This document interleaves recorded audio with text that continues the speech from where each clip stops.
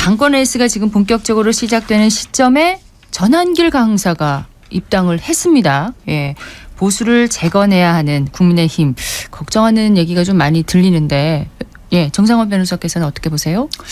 예, 전한길 강사가 전유관이라는 그 본명으로 그 온라인으로 이제 입당을 했죠. 네. 그러다 보니까 이제 당에서는 몰랐던 것 같고요.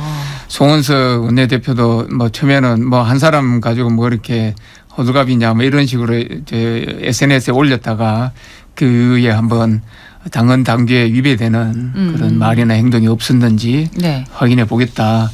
이렇게 조금 스탠스가 바뀌었죠. 전한길 강사는 지난 이제 대선 탄핵 계엄 탄핵 과정에서 그 보수 중에서 좀 강경파, 네. 강경 우파의 목소리를 확실하게 대변을 한 분이죠. 이제 그러다 보니까 상당히 지지하는 특히 우리 지역에도 그런 분들이 많이 있었습니다. 네. 하지만 이제 선거도 다 끝나고 우리가 보수 쪽에서 예상했던 것보다 표 차이가 많이 났고요. 이런 상황에서 지금 국민의힘은 전당대회를 앞두고 있습니다. 네. 전당대회에서 탄핵에 찬성하는 분들, 탄핵에 반대하는 분들 이렇게 지금 많이 나오고 있는데 그런 분들이 다 나와가지고 네. 과연 당원들의 생각이 어디 있는지 한번 그 위치를 한번 파악해 보는 그런 기회가 됐으면 좋겠다 싶고요. 예. 장기적으로는 단기적으로 물론 이번 이제 전당대회를 통해서 어떤 분이 될지를 모르겠습니다만은 장기적으로 시간이 갈수록 다음 총선이나 대선을 생각한다 그러면 싸워서 이겨야 되지 않습니까? 네. 수권 정당으로서의 그런 정책 인물 이런 걸 내세워야 되는데 뭐 점점 바뀌어가지 않겠는가 그렇게 생각합니다. 지금 그 대선 패배 후에 당대표에는 관심이 없다 이렇게 밝혔던 김문수 장관도 이제 출마 선언을 했습니다. 이재명 정권의 폭정을 막겠다, 자유민주주의 수호하겠다면서 전한길 씨와의 관계는 또 열려 있다고 말을 했어요. 김문수 전 장관의 출마는 뭐 당 안팎에서는 어떻게 바라보고 있는지 궁금합니다. 예.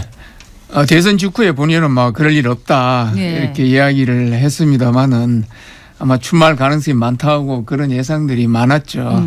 대선에 패배한 분이 그 당대표로 바로 복귀하는 것은 과거 같으면 생각이 어렵습니다마는 예. 이재명 대통령이 이제 모범을 보였죠. 그래서 뭐 뉴노멀이 된 건데 그러다 보니까 김문수 후보도 막 따라 나선 게 아닌가 싶습니다. 김문수 후보가 국민의힘의 미래를 대표하는 분은 아닙니다. 그렇지만 현재 당이 많이 난맥상을 보이고 있고 분열되어 있는 상황에서 김문수 후보의 어떤 개인적인 여러 가지 장점 청렴하고 깨끗하고 또 지난 대선 과정에서도 부정선거에 대해서도 어느 정도 선을 긋고 네. 본인의 어떤 극우적인 그런 이미지도 조금 탈피했다고 보고요. 그렇다면 과도기적으로 김문수 후보가 나설 수도 있다. 당원들이 특히 이제 책임 당원 80% 일반 여론조사 20%인 현 상황에서 예. 당원들의 의사가 절대적이지 않습니까? 그렇죠. 그중에서도 대구 경북 당원들의 입장이 굉장히 중요할 텐데 뭐 제가 전해 듣는 바로는 대구 경북 당원들의 뭐 상당수는 김문수 후보를 지지하는 분들이 있다 이렇게 듣고 있습니다. 예. 강 위원장님. 예. 다른 상대 당에 대해서 한번 선수를 하면 최근에 국민의힘은 극우의 힘 또 최근에 뭐 신천지라든지 또 최근에 압수수색에는 통일교 특정 종교의 힘이 돼가고 있지 않나 하는 생각마저 들고요. 김문수 후보 같은 경우는 정광훈 씨하고 같이 궤를 같이 했는 사람이고 전한길 씨 같은 경우는 세이브 코리아라 하는 세계로교회 부산을 중점으로 하는 그쪽이에요. 네. 이런 이 종교가 막 이 정치에 개입을 해 있고 이 두 세력 간의 알력이 있고 이런 것들에 여러 가지의 또 당내 계속 잡음이 있고 그래서 저는 또 정리가 안 되는 당이구나. 이 당은 가만히 있어도 자연 소멸할 것 같다는 이런 느낌마저 들거든요. 그래서 김문수 후보 지지하시는 분은 많다고 하지만 예. 저는 그 후보보다는 그 후보 주변에 있는 사람들을 잘 봐야 된다. 그 후보 주변에 있는 사람이 왜 김문수를 계속 당대표로 나오게 하려 하느냐. 그럼 뭐 결론은 뻔하지 않습니까? 내년 지방선거에 공천받으려고 하는 사람들인데 그 후보하고 그 후보 주변 사람을 잘 보고 현명한 판단을 해 주실 것을 부탁드립니다. 네. 자, 지금 그 김문수 전 장관 출마 선언한 얘기를 했는데 당대표 그 조경태 의원도 출마 선언을 했잖아요. 근데 조경태 의원이 안철수 의원에게 100% 국민 경선 방식으로 한번 단일화하자 이렇게 제안을 했습니다. 혁신에 찬성하고 동참하는 세력 다 함께하자라고 제안을 한 건데 한동훈 전 대표도 여기에 들어올 가능성이 있다고 보십니까? 일단 한동훈 전 대표는 이 전당대회에 나설지 안 나설지 본인 의사를 명확하게 밝히지는 않았고요. 네. 내부적으로도 예측하기는 어렵다. 그런 이야기들이 많이 있습니다. 네. 만약에 한동훈 대표가 나선다 그러면은 조경태, 안철수, 한동훈 세 분은 네. 탄핵에 찬성하는 분이고요. 그렇죠. 그다음에 김문수, 장동혁 두 분은 탄핵에 반대하는 분들이니까 입장 차가 확연히 나겠죠.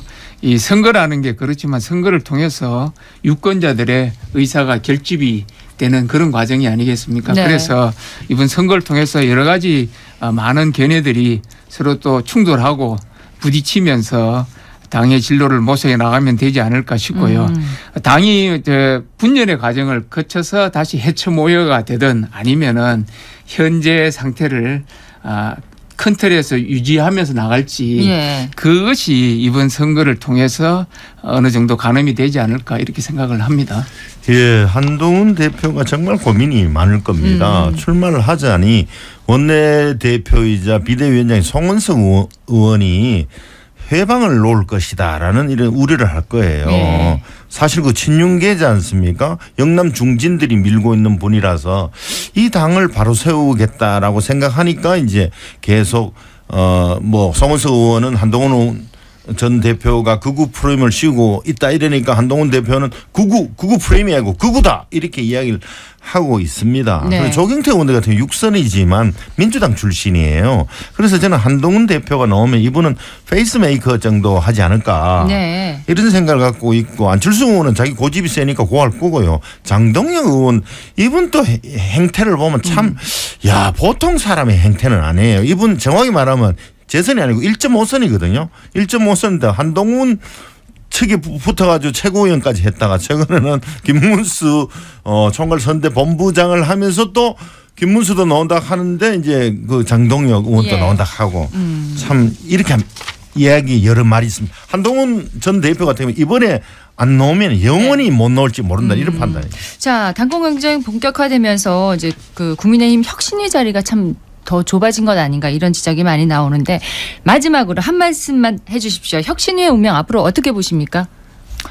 혁신위가 처음에 이제 안철수 위원장이 나섰다가 바로 이제 사퇴하고 그다음에 윤희숙 위원장이 나섰는데 쉽지 않은 것 같습니다. 혁신위 윤희숙 위원장의 그런 의혹하고 현재 당내 현실하고 이 접합점을 어떻게 찾을 거냐 그게 문제가 될 것 같습니다. 네.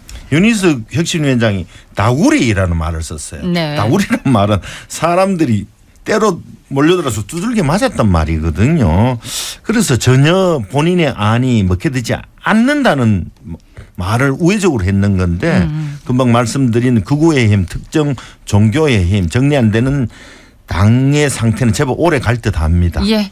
자, 국민의힘 혁신위 얘기까지 오늘 창과 방패 여기서 마무리하도록 하겠습니다. 전 국가인권위원회 상임위원이신 정성환 변호사, 더불어민주당 강민구 수성갑 지역위원장 두 분 고맙습니다. 예, 감사합니다. 예, 감사합니다.